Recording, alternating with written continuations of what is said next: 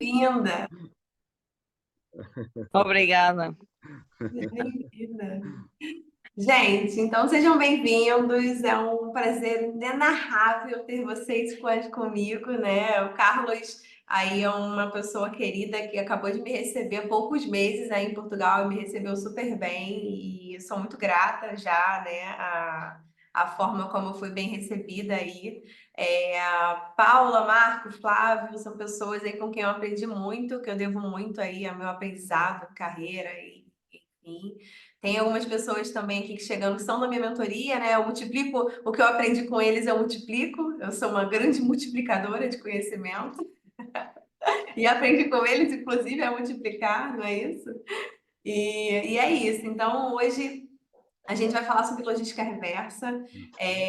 Eu, particularmente, não consegui, da minha jornada, chegar a mergulhar na logística reversa, mas eu acho que é aquele velho conceito Lean de puro desperdício, né? E transformar um puro desperdício numa possibilidade de fluxo, numa possibilidade de redução de custo, numa possibilidade até de lucro. Então, eu acho que isso é muito incrível, está totalmente match com o que eu costumo ensinar. E tem a Paula também, que fez um movimento grande de também de aprender tudo sobre reversa, né? Num grande desafio que ela assumiu há pouco tempo, né? Relativamente há pouco tempo. Não tem 3 anos? Já tem 3 anos, Paula? 2 anos, né? Relativamente pouco tempo. E então é isso. Então a gente vai falar sobre logística reversa hoje. Carlos, eu vou pedir que você se apresente aí. Gostaria que todo mundo participasse um pouquinho, ficasse à vontade em participar um pouquinho, porque esse que é essa que é a graça da gente fazer aqui nessa plataforma, é todo mundo falar um pouquinho, todo mundo participar. Tá bom? Aos poucos as pessoas vão chegando, então quem já chegou aí, se puder colocar no chat da onde é, né? Qual é a empresa, qual é o cargo, até para a gente conseguir direcionar um pouquinho melhor o conteúdo, né? E vamos lá, Carlos, se apresenta para gente, um Muito pouquinho bem, da sua jornada, seja muito bem-vindo.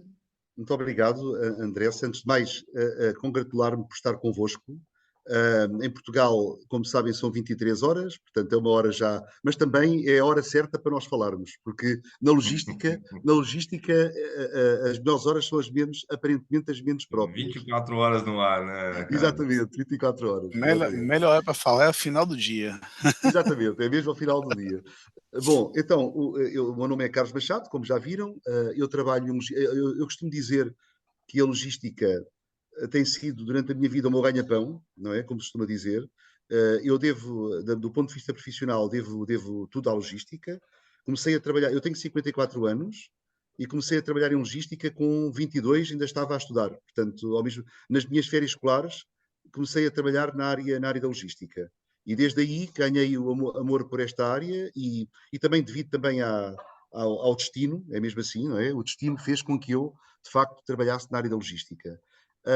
Em Portugal, passei por várias empresas, mas, acima de tudo, na área da grande distribuição. Trabalhei em empresas até agora na área da grande distribuição, que é uma área, como sabem, muito interessante do ponto de vista logístico, porque quando se fala em grandes cadeias de distribuição, estamos a falar cada vez mais da compressão do tempo. Não é? A compressão do tempo, o fator tempo, é muito importante para que os nossos produtos cheguem primeiro do que a concorrência aos pontos de venda. E, portanto, na área da grande distribuição, de facto é importante. Passei pela Sonai, que é uma empresa grande portuguesa, são os detentores da marca Continente, em Portugal, e mais recentemente estive também vários anos no El Corte Inglês, que é um colosso espanhol. Como sabem, é uma empresa muito grande em Espanha. Aliás, é a terceira maior empresa privada de Espanha e que abriu as suas portas em Portugal há uns anos atrás e eu fiz parte da equipa de arranque de logística do El Corte Inglês em Portugal. O desafio que anda, e agradeço também a vossa presença e é muito interessante. Para mim é um gosto, muito francamente, é um gosto trocar impressões com profissionais da área e para mim é um enorme gosto estar convosco. Nem que fosse às 11 da noite ou fosse às 2 da manhã ou da madrugada, era sempre um gosto. Falando um pouco, abrindo aqui um bocadinho, como se costuma dizer, as hostilidades, não é? Abrindo um pouco aqui as hostilidades, como se costuma dizer.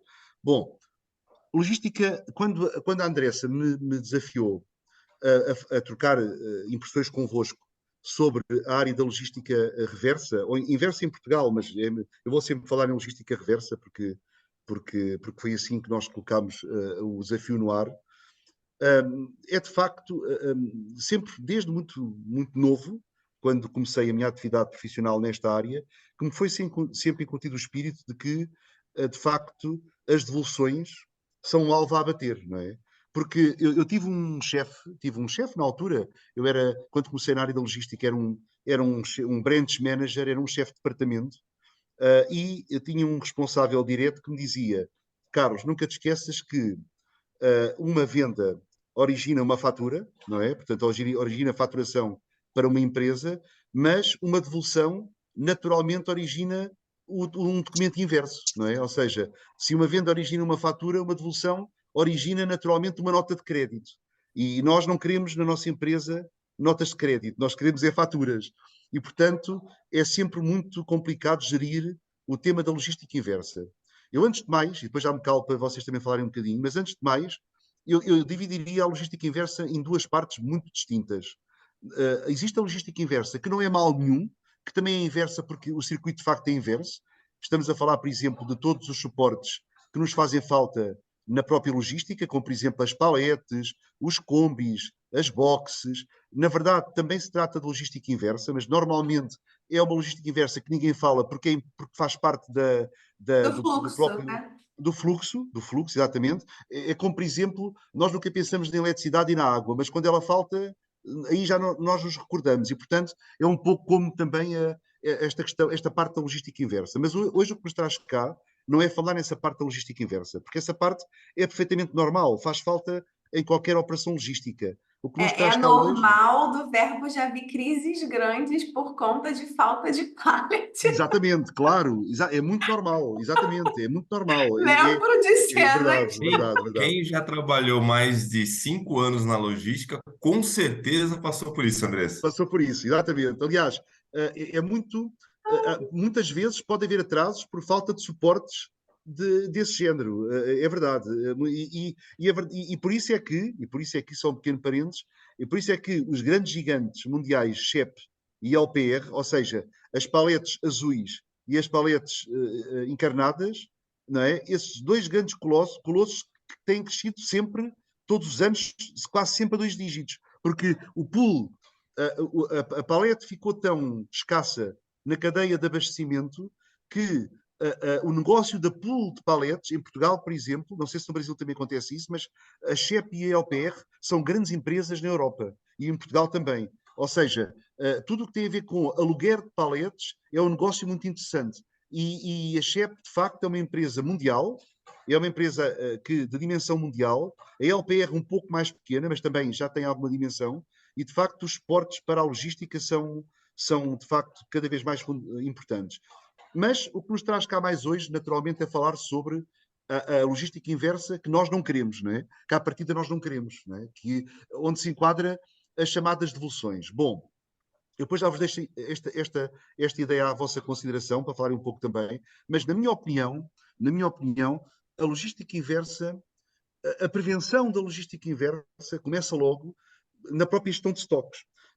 Se há ciência, se existe ciência no mundo que é muito encandeadora, é a logística e a cadeia de abastecimento. Ou seja, a logística é, porventura, das áreas que eu mais conheço, não é?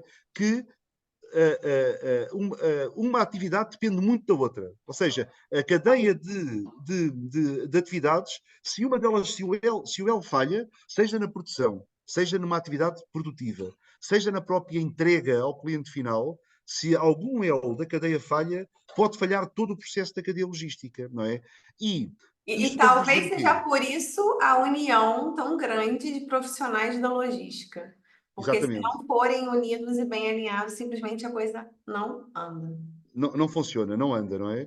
E a verdade é que eu diria que a primeira grande área que tem que ser muito bem estudada e muito bem prevenida para evitar níveis altos de logística reversa é, na verdade, a própria gestão de estoques. Ou seja, a verdade é que a gestão de estoques, seja no produtor, seja depois no revendedor, por exemplo, seja até na loja de cliente final, na próprio ponto de venda, se houver uma regular e uma gestão de estoques muito atenta, o que vai acontecer é que rapidamente os produtos que estão na categoria A, não é? Imediatamente passam para a categoria B e, se não forem escoados, passam para a categoria C. E é precisamente um dos grandes motivos, se não o principal motivo, dos produtos passarem à categoria C e passarem à obsolescência. Esse é um dos principais motivos do aumento da logística reversa numa empresa. Ou seja, se nós deixamos que os nossos produtos passem, sem nós fazermos nada, à categoria C, o que é que isso quer dizer? Quer dizer que vai haver muito menos hipóteses de serem vendidos, porque já estão na categoria C, ou seja, já passaram de moda, já ninguém quer, e há várias áreas em que isso acontece muito rapidamente, não é? Que áreas é que vocês diriam que acontece muito rapidamente? Eu vou eleger uma, a área das novas tecnologias, por exemplo. É uma área que rapidamente passa da categoria A para a categoria C, não é? E, portanto, esta é uma das áreas, mas há mais, vocês devem estar a lembrar de mais áreas, não é? Os perecíveis, gente. Claramente. Para mim ainda é uma caixinha preta. Não, caixinha preta é muito, mas para mim ainda é algo que é desafiador para qualquer distribuição de perecíveis conseguir gerenciar de forma eficiente validade. Medicamentos, então, trabalhei durante 4 anos com medicamentos, distribuição de medicamentos. Medicamentos têm várias codificações, muitas codificações. Tem, além do tradicional, que é o EAN e tal, ainda tem os controlados, ainda é muita codificação, e cada lote tem uma validade, tem uma numeração, e é muito bizarro você conseguir gerenciar, e o investimento em tecnologia para conseguir gerenciar, não sei se as empresas hoje estão investindo alto para gerenciar o que precisa ser gerenciado quando se trata de validade, de perecíveis, né, de forma geral. Os perecíveis, para mim, é um ponto bem. A dificuldade aí, Andressa, ela acontece muito no próprio fabricante, né?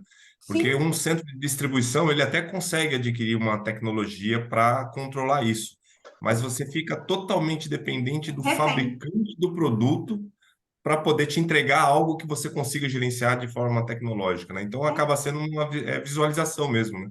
Acaba Claro, sendo um controle claro. manual. Falando de medicamentos, né? E Sim, a E alimentos, operação eu acho medicamentos. que vai na logística é mesma muito linha, né? cara, né? A operação disso é muito cara, porque Sim. a tecnologia não vai funcionar, porque você mexe cara, a tecnologia não vai funcionar. E aí você vê pessoas e mais pessoas contando e separando, e separando, e contando e separando, contando e separando.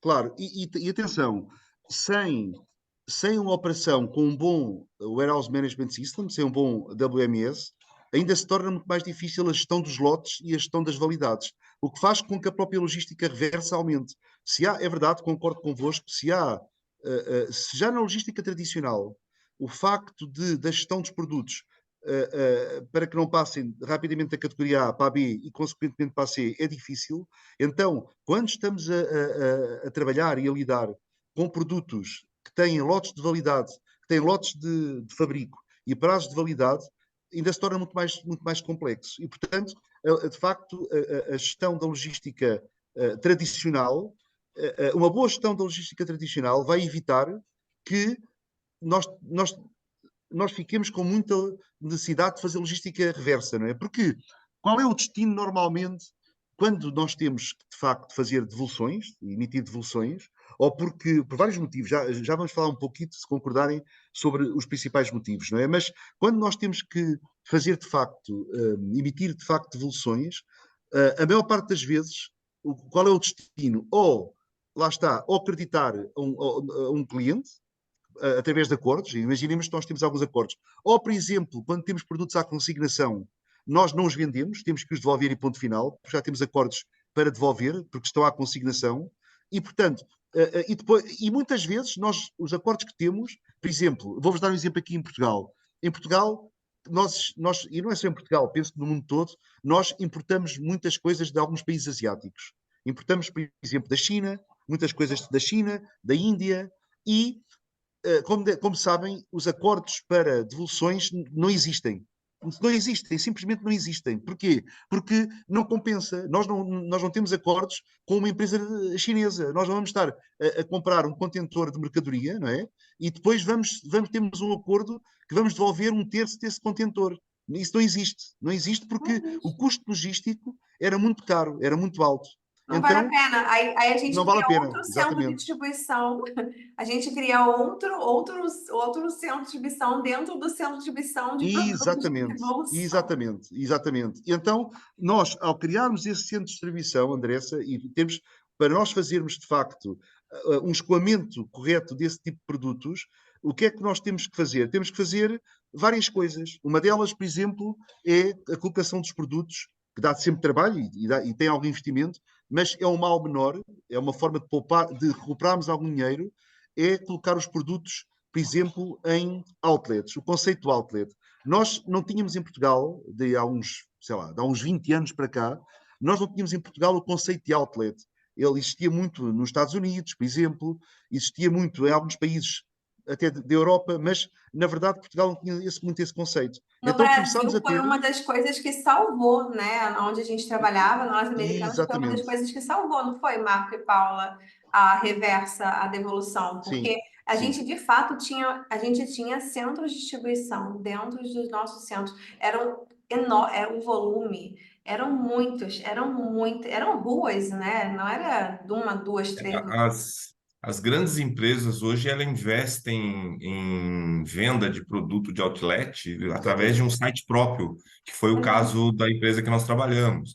Ela era tão grande, a Sim, gente claro. tinha uma logística reversa tão intensa que foi criado um site, uma empresa paralela só para vender coisas de Só para vender. outlet, e foi onde a gente conseguia Claro, reduzir realmente o capital empregado em reversa, logística reversa, porque claro. era muito grande. Não, Marco, e isso é importante, cada vez há mais isso, e isso é de facto uma forma importante de escoar produtos. Quando essa forma não é suficiente, normalmente existem mais destinos, há mais alternativas para tentar minimizar o aparente prejuízo da logística reversa. Muitas vezes estas alternativas até são uma agradável surpresa. Quando nós pensamos, quando foi incutido há 20 e pouco e tal anos, que, atenção, logística reversa é só prejuízo, temos que fugir da logística reversa, temos que cada vez mais evitar devoluções. De facto, é verdade, continua a ser verdade, mas já não é aquele papão que nós dizíamos há vários anos atrás, em que tudo era prejuízo. Porque, por exemplo, existem mercados menos exigentes, existe forma de colocar, de fazer acordos com, no nosso caso, em Portugal, estamos a falar, por exemplo, dos países lusófonos africanos, em que de facto são mercados, na verdade, menos exigentes. Existe também, muitas vezes, dependente da tipologia de artigo, muitas vezes existe também a possibilidade de fazer upgrades, ou seja, um artigo fica obsoleto, mas com pequenas intervenções conseguimos transformá-lo num artigo mais valioso. Também Eu existe, vi muito isso também, a gente contratando equipes técnicas que não eram equipes caras, né? claro. Aí montando um pequeno laboratório ali, um pequeno ambiente para que Uhum. houvesse uma manutenção. Eu não via muito essa questão do upgrade, mas a manutenção rápida eu vi muito acontecer para a gente poder viabilizar a venda do produto, a revenda, Claro, né? Do produto. claro. E já agora um parênteses, entrou aqui uma pessoa que eu conheço, que é o Rui Rolão. Boa noite, Rui. Bem-vindo. Bem-vindo Boa também. noite, Rui. Boa noite, Eduardo. Noite. Boa noite. Mas estava, é verdade, Andressa, é verdade. E depois também existem vários motivos também para acontecer. Nós estamos a centrar-nos no principal motivo, não é? Na verdade, é o principal motivo.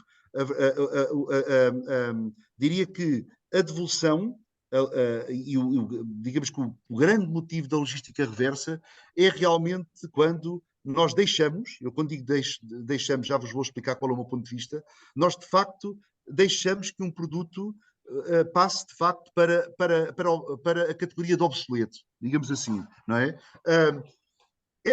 Na verdade, uma das minhas grandes preocupações hoje em dia. Eu sempre que faço um trabalho de consultoria em alguma empresa, sempre que faço qualquer tipo de trabalho ligado à logística, uma das minhas principais preocupações digamos que consciencializar a equipa, seja a equipa de comercial, seja a equipa de logística, porque cada vez mais elas têm que estar ligadas, cada vez mais é quase Talvez indissociável seja separar. o que o Marco estava falando, né? O comercial é que compra do fornecedor.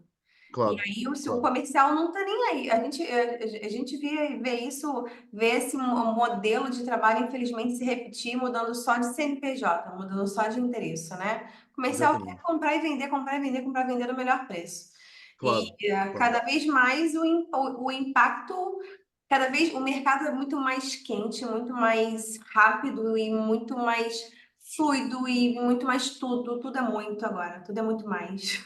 Sim, e tudo Qualquer muito coisa mais é muito rápido, não é? mais. E também tudo muito mais rápido, porque nós não, se nós nos atrasamos um pouco, a nossa concorrência rapidamente bate-nos, não é? O tempo em que havia muita fidelidade à marca, cada vez mais não existe. Existem aquelas marcas premium, as chamadas marcas premium em algumas das categorias, em que a maior parte dos consumidores querem aquela marca e ponto final, não é? Ou querem aquela, ou então não estão nem aí, né? mas a maior parte deles vão por uma marca específica, que é o caso, por exemplo, da Apple, não é? Só para vos dar um exemplo, não é? Quando se quer Apple, quer-se Apple, não se vai comprar. Quando nós queremos um Apple, não compramos Samsung, por exemplo, não é? Mas salvo algumas exceções, a verdade é que cada vez mais o consumidor é pouco fiel à marca. Ou seja, uma grande porcentagem dos consumidores, se não têm aquilo que procuram de uma determinada marca, se lhes for apresentado uma solução compatível, também muito interessante, muitos desses consumidores até mudam de ideias no ponto de venda. E em vez de comprarem uma marca A, compram uma marca B. E, portanto, nesse aspecto, também é muito importante haver uma prevenção em relação a essa questão da fidelização da marca. Não é? E, portanto, Uma mas coisa que eu gostaria de ouvir de vocês, que eu acho que é muito interessante, é, é tendo uma boa gestão de estoque. Eu já vi empresas que não tinham péssima gestão de estoque, de não saber exatamente o que tem lá dentro, e é real, mas também já vi empresas que tinham muita clareza do que tinha lá dentro, mas não conseguiam uma sinergia com o comercial para escoar produto. Não conseguiam, e isso para mim é claro, assim. Como que vocês enxergam isso? Caminhos, não sei, rotinas. Como que vocês enxergam essa parceria com o comercial de escoar produto? Porque eu acho que são dois movimentos, um movimento de compra e um movimento de escoar. Se a gente antecede, né, se a gente antecede o outlet, é sobre antecipar, né? Eu vejo muito isso, por exemplo, eu vi muito isso acontecer para esmalte, por exemplo. Né? Tá vencendo a validade, joga para as farmácias, vambora, põe a R$ 1, mas tira-se do nosso CD. E vende. E vende baratinho, mas vende. E chocolate, né? A gente vê o chocolate. Mas como é que você vê esse movimento? Porque às vezes vejo muito sendo forçado pela logística, mas nem sempre o comercial tem clareza do que precisa ser feito. Falando Pode um falar. pouquinho Falando um pouquinho, pessoal, boa noite, tudo bem? Eu que estou aqui no mundo do lifestyle, na parte de moda, né? A gente fala que o nosso produto é perecível a cada virada de coleção, né? Então, Exatamente. virou inverno, outono e verão, né? E primavera é uma coleção que o comercial não está muito bem alinhado com compras, por exemplo, né? Isso muito bem alinhado com a questão de venda. É um material que passou o verão, virou o inverno, por exemplo, já ficou obsoleto. Isso já vira um bazar, É né? Que a gente pior do chama que aqui. perecível, que perecível normalmente É, ainda eu ia tem falar. um É tempinho para isso. tentar correr A, atrás. É ca- pior. a categoria que o Flávio Exatamente. trabalha é a categoria que puxa os índices da reversa para cima. É Sim. isso, né? E o que a gente tem feito muito aqui é isso, né? Alinhado muito essa questão. A gente faz a venda, por exemplo, a gente já está vendendo já, né? O alto inverno já, né? Então, assim, já de 2024, né? Então, porque a gente vende agora para mandar para produção e assim por diante, ter tempo de chegar aqui para poder fazer a entrega, né? Então, tem que ser uma coisa muito casada, né? E uma das coisas também que a gente teve que trabalhar muito também, né, que falando um pouquinho de reversa, é na questão do tamanho que a pessoa vai escolher da roupa, né? Ou seja, uma coisa que usou muito isso. Porque o que gera muita reversa no nosso segmento é a pessoa comprou e não coube, né? Então, assim, uma coisa que a gente teve que fazer muito, né, até desde antes de eu entrar aqui, é isso, né? Ou seja, fazer com que a pessoa consiga fazer uma medição em casa, de acordo com que ela consiga se encaixar no site, um tamanho que ela tem que comprar, para quando chegar caber nela, Eu estou né? vendo Então, muito esse movimento das empresas asiáticas aí, sei lá, chinesas, né, de forma geral, que vendem na internet, que não tem condições de fazer reversa nenhuma, porque tem exato. Na pequenos verdade, elas não produtinhos, né? sabem fazer, tá, Andressa? Sim. É. As empresas asiáticas, elas não sabem fazer Talvez reverso. não querem também, não sei se... E também não, porque o ticket é muito baixo, né? O Exatamente, não processo de temos... reverso é tão caro que O não custo de compensa transporte já fazê-la. cobre, né? Pois Exatamente. é, e funciona O muito custo bem. de transporte já cobre, né? Exatamente. Funciona muito bem. Por exemplo, aqui em Portugal, eu já compro de uma dessas empresas asiáticas. É fita métrica no bracinho do filhinho, no É pezinho, isso. no pescoço, vai É redondo, isso. vai certinho. Não, mas E é realmente a isso área que a gente tem têxtil que é das investir áreas que muito. mais logística reversa. É verdade, eu também sinto isso. Já trabalhei também em algumas operações na área têxtil e é de facto uma das áreas que mais origina logística reversa, por esses motivos que vocês estão a falar. Existem várias naturezas de mercadorias, tipologias de mercadoria, que realmente chamam a logística reversa naturalmente, porque realmente a área do têxtil é uma delas. Também, a verdade é que eu já participei em alguns projetos de e-commerce, muito de cariz de e-commerce, e a verdade é que, em média, no mínimo 10%, 8 a 10% das vendas originam logística reversa. E na área do têxtil, talvez a percentagem suba um pouco mais. E isso, a verdade é que o e-commerce trouxe um aumento bastante acentuado dos índices de logística reversa. Porquê? Porque a própria legislação, não é, obriga o vendedor a aceitar nos 14 dias seguintes, pelo menos a diretiva europeia é assim, nos 14 dias seguintes, obriga o vendedor a aceitar a devolução, desde que a mercadoria esteja em boas condições.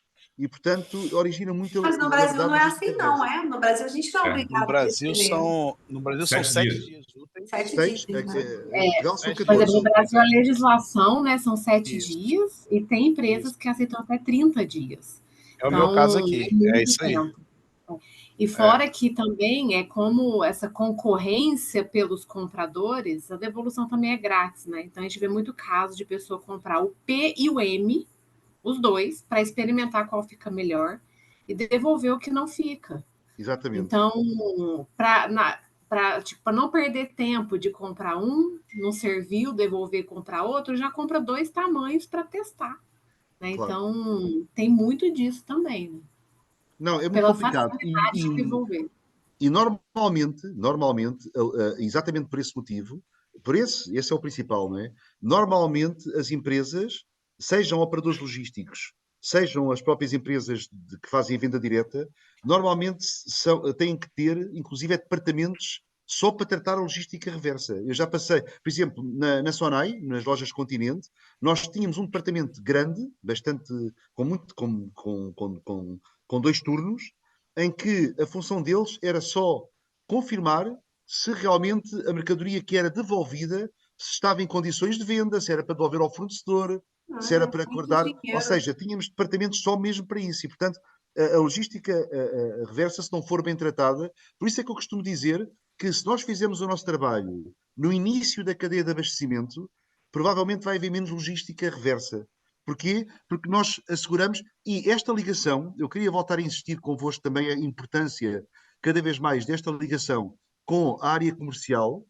Porquê? Porque a logística compete normalmente avisar ou os próprios sistemas de informação aplicados à logística já têm a função de avisar. Eu vou-vos dar um exemplo. Atualmente, eu estou num projeto, que o nosso WMS todos os dias nos manda uma informação automatizada e que nos diz, atenção, que este item, mais este, já não tem movimento há X tempo. Há um mês, 2 meses, o que nós definirmos. Porquê? Porque isso faz com que tenhamos um aviso para que a área comercial insista o mais depressa possível em tentar escoar um determinado artigo. Porque se nós não conseguimos escoá-lo, o que vai acontecer vai haver logística reversa, seguramente. Seguramente. Eu estou-me a referir naturalmente à mercadoria que está nova, que não se vende, não é? Existem, como sabem, outros motivos para a existência de logística reversa. Por exemplo, avarias, em que a mercadoria tem que voltar ao centro de origem para ser reparada, ao abrigo de uma Eu acho que garantia. hoje a logística, antigamente talvez não, mas hoje talvez a maturidade dos fluxos, apesar que de vez em quando a gente vê umas logísticas bem arcaicas frente ao que poderiam ser, né? Claro, Mas hoje, esse contexto de avaria e perdas operacionais de forma geral, eu acho que vem havendo uma natural evolução grande. Mas uma coisa que assim, para mim foi muito forte quando eu vivi varejos diferentes, empresas diferentes, foi a questão da organização, da estrutura organizacional, de quem cuida da questão das perdas. Porque a gente tem dentro da empresa as figuras representativas das prevenções de perdas, né? Mas, e são quase que, na maioria das vezes, são quase que auditores, são policiais, vamos dizer assim, policiais. Guardiães. Não, né? Isso, guardas, são guardas. Mas também vi esses mesmos guardas cuidando do controle do estoque, né? Gerenciando a perda, gerenciando todo. E em contrapartida, eu vi um outro cenário que era isso totalmente separado, né? Uma parceria, na verdade, muito separado. Quem cuida da operação. Quem cuida da operação tem que garantir o estoque, mas também tinha toda uma célula muito bem estruturada para garantir que a operação não furasse o estoque, para garantir que o inventário estivesse redondinho, para garantir que o estoque fosse o máximo possível fidedigno ao que está lá no presencial, o sistêmico com o físico. E eu vejo as empresas assim patinando muito com isso, patinando muito, muito, assim, muito. Você tem um SAP implementado, você tem um WMS implementado, mas você não consegue garantir que o físico está de acordo com o sistema. E isso, para mim, assim, é fatídico que vai gerar reversa. É fatídico que claro, vai. Não tem como, gente, não gerar. Não tem como não gerar. claro. E eu acho que, pegando esse gancho, eu sei que a gente está falando da operação reversa, mas como é que vocês veem assim, o melhor cenário? Vocês já passaram por algumas empresas aí, né? Muito mais do que eu, inclusive. Como é que vocês veem o melhor cenário de estrutura? Prevenção de perdas cuida de quê? Controle de estoque existe ou não existe, cuida de quê? A operação cuida de quê? Porque a que eu mais vi melhor funcionar foi a operação cuida da operação, controle de estoque cuida dos números ali, e prevenção de perdas só fica batendo, ó, tá fazendo errado, vai preso, não vai preso. É o que eu mais vi melhor É que funcionar. normalmente, Andressa, a operação, quem trabalha na operação é o especialista da movimentação logística.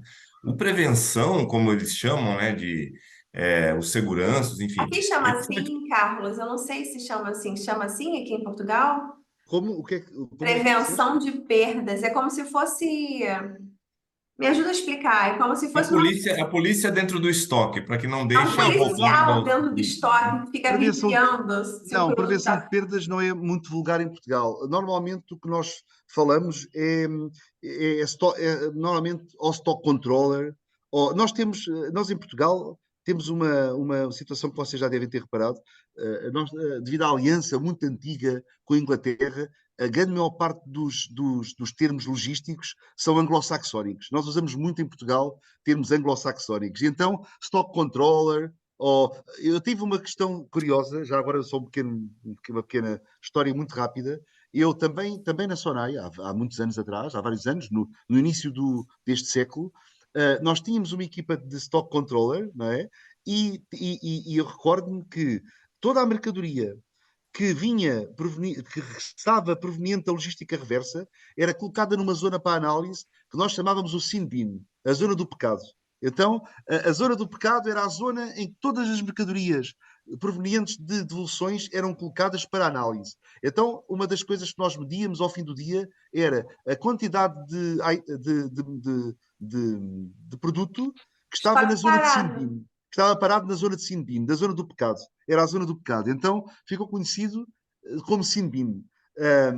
Mas já agora queria só lançar-vos também aqui uma curiosidade que penso que concordarão comigo, que é a logística reversa é de tal maneira impactante nas organizações, nos dias de hoje, que o facto de os produtos normalmente, vamos esquecer agora os perecíveis, vamos esquecer agora a parte alimentar, produtos não alimentares, normalmente, hoje em dia, os produtos não têm a durabilidade que tinham há uns anos atrás. Ou seja, tudo se desgasta, não é? Tudo se desgasta muito mais cedo, não é? Hoje em dia tudo se desgasta muito mais cedo.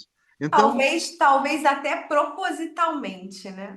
sim, não, é isso que eu ia dizer, era mesmo isso que eu ia dizer, Andressa. Ou seja, é exatamente isso. Ou seja, hoje em dia, para evitar o custo de logística reversa, de forma propositada, os produtos têm uma durabilidade menor. Ou seja, já vos aconteceu com quase certeza, a mim já me aconteceu algumas vezes, que nós temos uma avaria, não é? Bem, já não falo em DOA, nos chamados DOA, no Dead on Arrival, que esse aí é imediato, não é? Mas mesmo avarias sem ser do início, não é? Sem ser o DOA, não é? Mesmo as avarias que às vezes acontecem, muitas vezes qual é a solução? Troca. Troca e a dinheiro que nós temos podemos ficar com ela. Podemos destruir, ou seja, para o vendedor é mais barato enviar uma nova do que estar a recolher a que está avariada, testar, ter o trabalho de testar, etc. Ou seja, cada vez mais existe esta tendência de, quando avaria, desde que o consumidor prove que de facto tem uma avaria, face ao valor do produto versus todo o processo complexo de logística reversa, é muito melhor para o vendedor dizer: não, fique com ele, faça o que quiser com ele, destrua, faça o que quiser com ele, nós vamos enviar um novo. Ok? Portanto, eu já senti. E aí você entra em outro possível problema, né? Custos altíssimos a gente chama de incineração. Não sei se a gente fala a mesma palavra, mas Sim, sim, sim. custos altíssimos de incineração. E uma coisa que é bem legal, que esse contexto que está muito forte de ESG, no Brasil a gente chama de ESG, mas esse contexto de responsabilidade social, né? Está gerando movimentos bem bacanas quando se trata de logística reversa. Porque há muitos produtos, por exemplo, fralda, tá? Rasgou a embalagem, tá? Rasgou a embalagem. Naturalmente a gente vai incinerar. Mas, gente, rasgou a embalagem só tem um furinho, né? Claro. Paulinho vai te dar a palavra, só tem um furinho. Poxa, quantos orfanatos precisam de fraldas que só tem um furinho? Então, Sim. eu acho que esse movimento de responsabilidade no Brasil está muito forte, Carlos, assim, muito forte mesmo, de trazer multas altíssimas para as empresas. Eles estão pegando bem pesado. Eu acho, em muitos casos, super genuíno. Pode falar, Não, Paulo. e mesmo em Portugal, existem algumas áreas ligadas também à logística reversa, exatamente para evitar esse tipo de situações. Vou-vos dar um exemplo: os chamados REs, ou seja, os resíduos de equipamentos elétricos e eletrónicos. Ok? Os REs, nós, hoje em dia, a legislação, não sei se no Brasil também acontece neste momento, mas, por exemplo, se nós compramos uma arca frigorífica ou uma máquina de lavar roupa, o vendedor tem a obrigação de, quando entrega a nova, recolher, caso o cliente queira, não é? Caso o cliente aceite, o vendedor, no ato da entrega do novo, ele é obrigado a recolher o velho e tem que o levar para um local próprio de reciclagem. Ou seja, nós não podemos. Aqui a gente leva para caçamba, Sim, aqui não lá. exato, sim, Eu tô sim, aqui sim. agora. A gente leva para caçamba, dá para o pessoal, para as pessoas mais pobres, tem Sim, cara com uma carrocinha, sim, sim, sim, não sim. é? É, Verdade? o que eu posso dizer, Carlos, é que tem uma grande empresa no Brasil, a Whirlpool, você deve conhecer porque é Sim, uma empresa claro, claro. mundial. Perfeitamente. Ela Sim, tem um sim. movimento muito bacana com relação a isso. Uhum. Então, ela oferece cupons de desconto para quando você compra um equipamento novo, um refrigerador, por exemplo, de cocção, um fogão, enfim. É, e você tem um usado que ele realmente não tem condição, porque normalmente o cara que compra um refrigerador, ele passa para quem não tem dinheiro para comprar um novo, né? Mas a Claro. Whirlpool ela fez um movimento que você pode devolver isso para ela. Então ela faz, ao mesmo tempo que ela vai te entregar o novo, ela faz a recolha do antigo. Eu participei de um Uau. projeto na Whirlpool de implantação e cresceu isso no Brasil todo. Então, e a gente tinha uma área na época lá dentro da Whirlpool só para receber isso. Para você ter uma ideia, tinha refrigerador que vinha com comida dentro. Então, isso que você está Exatamente, falando exatamente. é engraçado, seria engraçado se não fosse trágico, Seria né? cômico se não fosse Mas essa trágico. isso acontece, e hoje tem Claro. acontecido com eletrônicos também, né? Muitas empresas, não que seja obrigado, né? Mas eles estão com esse movimento em função do que A a Andressa própria falou Apple de faz isso, ESG, né? né? A própria Apple faz Da isso. sustentabilidade de forçar com que as pessoas devolvam Sim, para poder dar sim, o destino sim. correto, né, para o produto, né?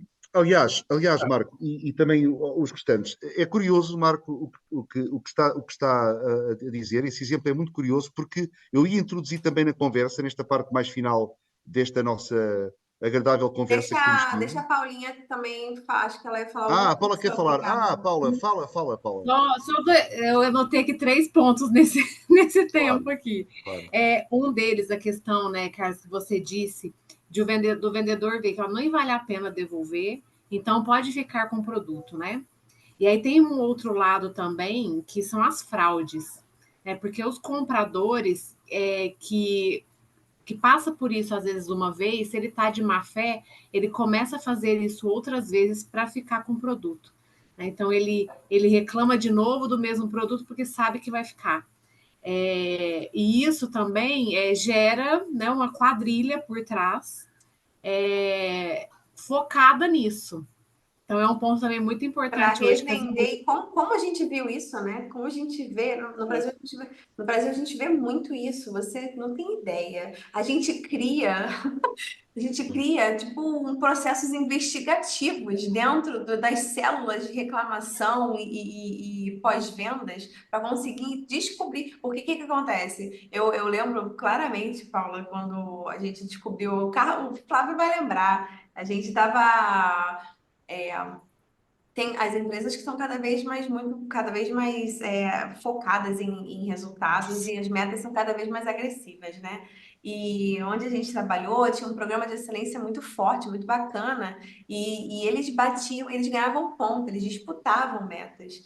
Então tinha uma meta que era relacionada à reclamação de cliente, que era assim. Teve uma reclamação, dependendo do faturamento, a gente perdia o mês inteiro, 2 reclamações. E aí o time começou a ficar indignado. E eu era uma das responsáveis ali pelo pós-vendas. A gente começou a criar um processo investigativo para poder entender por que estava tão alto o índice de reclamação, porque eles falavam que não eram eles que estavam errando.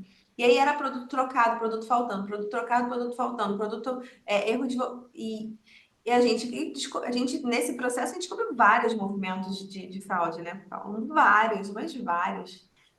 E aí é um ponto que as empresas agora têm, às vezes, pedido sim para devolver, mesmo com um valor baixo, para educar o cliente, né? Então, tem essa parte aí também.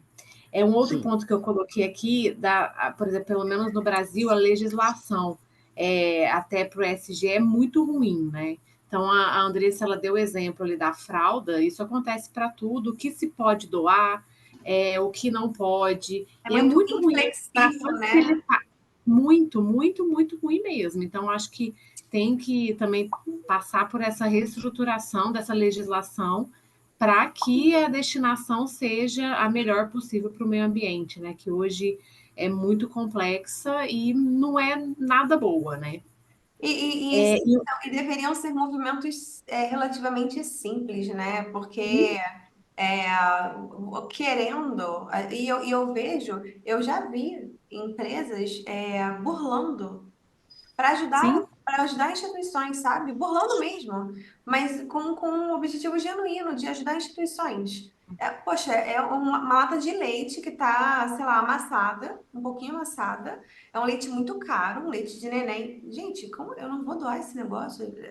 Muito delicado. Esse eu acho, para mim, um assunto bem delicado, assim, que e aí ela doa e ainda acaba sendo prejudicada pela doação, dependendo se tem alguma vistoria, alguma e é auditoria. prejudicada real, com multas É. enormes. E o terceiro ponto, só que eu coloquei aqui, a gente tem uma loja, né, de baterias automotivas. E a loja é obrigatório, na hora de comprar a bateria do fornecedor, que a gente envie a bateria usada, né? Isso é obrigatório, eu não consigo, de acordo com os quilos da compra, eu preciso entregar a sucata nos mesmos quilos do que eu comprei. E tem uma legislação para isso, e a fábrica ela não vende se eu não tiver a troca. Né? Então, é um ramo assim, que eu vejo que é muito organizado nesse sentido, porque isso volta para a fábrica e ela reutiliza os componentes para E as o Esse novas cliente conceito é muito também interessante, Paula. fideliza, né? Eu Esse vejo conceito é muito muita interessante, sim. fidelização desse Sim, sim. cliente. Esse e é conceito Segmento de é muito risco, né? obrigatório. interessante. É um segmento muito perigoso, né? Muito baterias tem líquidos que fazem mal para a saúde. Quer dizer, é um segmento que exige isso mesmo, né? Sim. E Muito aí legal. Não tudo sabia volta, disso, não, Paulo. é obrigatório e a gente não consegue comprar se eu não tiver a bateria usada naqueles quilos para dar na hora da compra. Isso significa que Exatamente. às vezes você tem que ficar esperando algum cliente que não foi o cliente que comprou para poder aparecer lá na loja e comprar uma nova para finalmente você conseguir juntar o pack para Exatamente. Exato. Quando a gente foi abrir aqui em Jundiaí, a gente pegou da de Uberlândia o que tinha de estoque para conseguir começar a loja em Jundiaí, entendeu? Não, e Ô, cada vez Então, mais, Carlos, assim? aproveitando até um dos itens que a Paula falou, Sim, e agora me surgiu uma dúvida. A gente, no Brasil, a logística, ela investe muito dinheiro na questão de fraudes.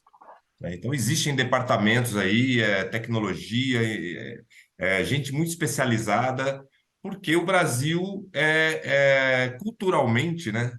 É até vergonhoso quando a gente fala isso, mas é uma realidade, né? E tem outros países como o Brasil também, é obrigado a investir para evitar fraude. Então, é isso que a Paula falou. Você tem uma reversa, o cara vai lá, ele forja, porque tem uma política de reversa que, dependendo do item, do valor do item, não precisa devolver e você recebe um novo.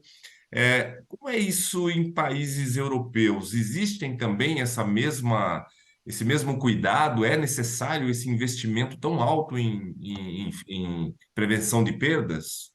Ah, não é, depende muito da tipologia de artigo também e do valor. Eu penso que tudo tem a ver com o valor e tem a ver com o custo da própria operação. Eu vou-vos dar um exemplo, e isto é um exemplo interessante, na minha opinião, para definir um pouco como nós estamos mais na Europa, que é, vou-vos dar um exemplo. Nós temos normalmente, nas operações logísticas, temos, inclusive os próprios WMS já estão preparados para nos indicarem o nível de fiabilidade de um determinado fornecedor, por exemplo. Da mesma forma, também temos, hoje em dia, CRMs e mesmo no próprio ERP, também aplicativos que permitem estudar o próprio cliente. Bom, nós sabemos, como é óbvio, nós sabemos que há várias maneiras de dar a volta, não é? Há várias maneiras de, por exemplo, haver registros de vários clientes e ficar registado que esse uso é menos normalizado ou mais num determinado cliente. Ou seja, quem quer de facto enganar o sistema, digamos assim, não vai registar o seu pedido de devolução sempre no mesmo nome, por exemplo. Mas falando agora neste pequeno exemplo dos fornecedores, como se perde muito tempo, por exemplo, na recepção, a conferir uma mercadoria, nós temos normalmente índice de fiabilidade de fornecedores. Ou seja, quando nos chega um fornecedor que tradicionalmente é um fornecedor que erra muito pouco, ou seja, quando nós conferimos uma mercadoria e temos muito poucos erros, nós colocamos um nível alto de fiabilidade nesse fornecedor. Isso quer dizer o quê? Quer dizer que em 100 vezes que o fornecedor entrega a mercadoria, só vamos conferir 5 vezes. Porquê? Porque nas vezes todas que conferimos, correu bem.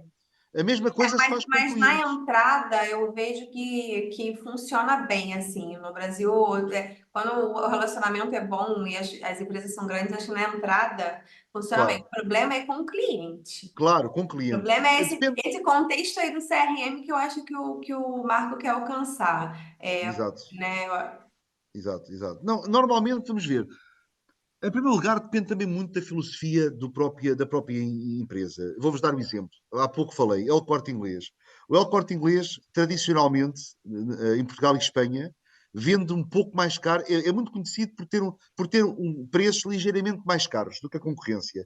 No entanto, eles têm consciência disso e eles, na verdade, na maior parte dos produtos, eles não se importam, entre aspas, de ser um pouco enganados, porque sabem que a margem já os permite serem um pouco enganados. Agora, a verdade é que também existe. A verdade é que também existe, Marco. Não é? Em Portugal também existe já cada vez mais investimento em tecnologia para prevenir esse tipo de situação. A verdade é esta, porque eu próprio tive 12 anos no El Corte Inglês, tive 12 anos a trabalhar como responsável de logística no El Corte Inglês, e a verdade é que eu, ao longo desses 12 anos, fui também verificando um maior cuidado nessa política. Vou-vos dar um exemplo concreto. Nós tínhamos clientes, ou supostos clientes, que compravam para o fim de ano, por exemplo, um fato para o fim de ano, compravam uma roupa para passar o ano e quando acabava a passagem de ano, tentavam devolver, com o argumento de que afinal não servia, com o argumento. E também tinha, eu lembro perfeitamente Usa que com a etiqueta, né? Coloca a sim, etiqueta sim, para sim, dentro, esconde. assim. Sim, Isso lembro-me, por acontece, exemplo. Flávio? Não, Oh, acontece muito, não é? Não oh. é? Acontece muito. E também, olha, outro exemplo que eu vos quero dar muito interessante era no verão. Quando o tempo começa a aquecer, existe um aumento muito grande de compra de ar-condicionado. Mas o cliente guarda a caixa, põe tudo muito bonitinho e quando acaba o verão, tenta devolver o ar-condicionado. Nós tínhamos casos Essa eu desses. nunca vi, não. Nós, Essa daí, para mim, é sim, nova. sim, nós tínhamos muitos casos desses. E a verdade é que também existe cada vez mais investimento nessa situação. Mas também vos vou dizer uma coisa. Também, do ponto de vista matemático, do ponto de vista objetivo, depende muito também da margem que nós temos. Porque existem várias empresas cuja filosofia é vender um pouco mais caro em relação à concorrência, mas estar-se aqui em Portugal, não sei se no Brasil se usa este termo, mas na verdade, estão-se nas tintas para a maior parte das soluções. Estar nas tintas, não sei se sempre no Brasil se usa esse termo, não estão nem aí, não Não estão nem tenho aí, nem ou aí, seja, né? Ah. não estão nem aí, ou seja, como já têm a margem suficiente, não se importam nada de até um determinado patamar, naturalmente que, vou-vos dar um exemplo, um produto, sei lá, um computador, uma televisão, pronto, esse tipo de produto Mas já eu começam, não vejo tantos. O pessoal que tem mais experiência deve falar melhor que eu, mas eu não vejo as margens tão confortáveis no varejo no Brasil. Hum, sim, sim, sim, sim, Né, eu acredito que Marco, sim. Paula, vocês vão me ajudar, mas eu não vejo, não conheço assim no varejo tradicional, assim, de lojas e tal, margens confortáveis para se trabalhar, sem que eu tenha que me preocupar Sim, muito sim, sim, com essa questão de sim, fraudes. No Brasil, sim. só se Depende, for, depende muito do segmento, Andressa. Tem alguns sim, segmentos que segmentos de têm grande margem, porte, mas a grande talvez. maioria não, né? A grande maioria é bem apertada a margem, né? Sim, mas é verdade, se É, vocês me perguntarem se eu noto em Portugal cada vez mais cuidado com essa questão, é verdade, concordo. Ou seja, eu tenho notado nos últimos anos mais cuidado na maior parte das empresas na política de devoluções. Porque o que nós estamos a falar neste momento, na verdade, é política de devoluções. Sim. Não é? É a chamada política de devoluções. E eu noto, se me perguntarem se eu noto, verdade. Cada vez eu vejo mais cuidado na política de devoluções. Mesmo quando se tem mais margem, cada vez há mais cuidado. Voltando ao exemplo do El Corte Inglês, eu notei ao longo dos anos cada vez um aperto maior no que diz respeito à política de devoluções. É verdade. Aí concordo, Marco. Na Europa tem-se notado muito isso. Sim. Esse ponto é importante também, Carlos, porque existe a legislação, né, que direciona muito essa questão da devolução, o que pode, o que não pode, mas a empresa, uma empresa grande, por exemplo, a Paula trabalha numa uma grande empresa de e-commerce, e eu não conheço isso, né? Talvez ela possa até falar melhor do que eu, mas quando você tem uma política muito bem desenhada de devolução, isso ajuda muito no próprio processo de reversa. Porque o que eu vejo muito em pequenas empresas, né, eu tive a oportunidade de conhecer algumas, é que a política de devolução ela é muito mal definida. Então chega num determinado ponto que fica a palavra de um contra a palavra de outro. Não, eu aceito, não, eu não aceito. E aí eu vejo que realmente é a falta da definição de política de reversa. Né? Então, Claro. um segmento que eu tenho me deparado muito ultimamente é o segmento de móveis, que cresceu muito por causa da pandemia. Antigamente ninguém comprava móveis pela internet e hoje Pois. compram. Então, móvel é carregar elefante, né? Você tem Exato. dificuldade de Eu vou te transporte. dar. Eu tô com o Lázaro aqui, o Lázaro é da minha mentoria. O Lázaro trabalha em agronegócio. Lá, como é que é devolver tonelada? É Como- isso aí. Você tá eu não tô te ouvindo, Lázaro, não tá saindo seu áudio. Mas ele é devolver tonelada. É isso aí, o agronegócio é isso, né? Claro. Ele tá lá no centro do país e. Não, ainda não tô te ouvindo, não tô te ouvindo. Não. Agora eu tô te Agora ouvindo. sim. Deu certo, pessoal? Boa Agora noite. sim. Boa noite. Boa noite. Boa noite. É bem difícil, o que a Andressa falou aí, é complicado. Ainda mais a gente trabalha, às vezes, mercado interno e exportação. Então, quando chega lá que dá algum problema com logística reversa, os custos vão lá em cima. Não é Não, fácil, né? mas Tratando eu vejo muito isso, sabe? Eu vejo, e aí vou dar, até para fechar, que a gente já são 9 horas, mas é, vou dar uma pitadinha de Lean no negócio. Por que que a Toyota fez Lean, fez esse negócio de Lean acontecer? Porque ela precisava fazer certo da primeira vez, ela não tinha dinheiro para errar. É, E exato. ela não estava disposta a errar. E quando se faz tonelada, você tem que fazer certo da primeira vez, porque não tem É certo. condições de devolver tonelada. Eu Para acho que Absurdo, exportação né? ainda, pior ainda, né? Uhum. Mas o que o eu acho Carlos que falou no início, né? É você trabalhar muito fortemente na distribuição. Sim. Sim. Agora, Sim. é a deficiência das empresas. Por isso que o Lean hoje eu vejo que em qualquer lugar você consegue implantar. E quem tem um bom metodologia de Lean implantada e consegue engajar as pessoas, com certeza, isso eu falo sem medo de ser feliz, ele tem um índice menor de reversa porque ele consegue eliminar o fator de erro de distribuição. Sim. Ele vai Exato. ter outros motivos de reversa, mas a distribuição ele elimina. Sim. E a distribuição hoje ela faz parte de um percentual significativo aí no processo de reversa.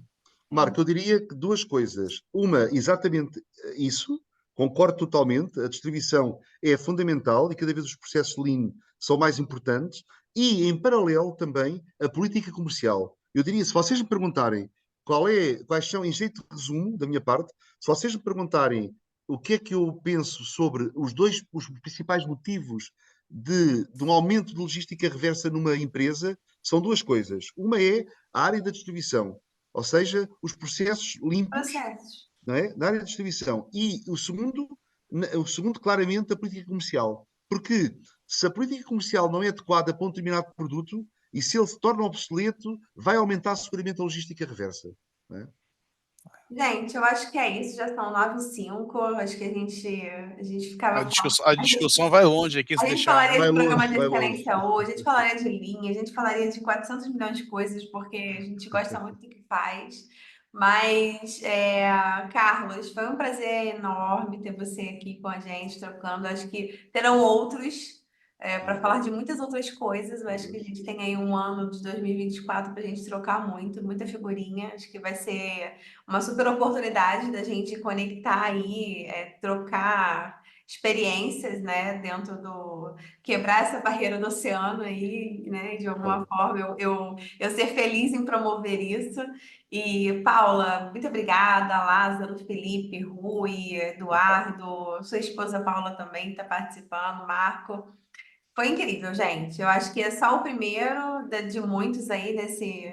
E aí, Carlos, também fique à vontade em trazer pessoas legais também para trocar com a gente. Essas Sim, sim, pessoas aqui, eu vou para mim, são fazer, pessoas de grande referência, assim, claro, outros claro. também, mas são Não, pessoas. sem dúvida, sem dúvida. Da minha parte, vou também convidar cada vez mais pessoas para participarem neste podcast, porque é muito interessante. Aliás, eu senti, penso que é comum a todos nós, o tempo, esta hora passou em segundos.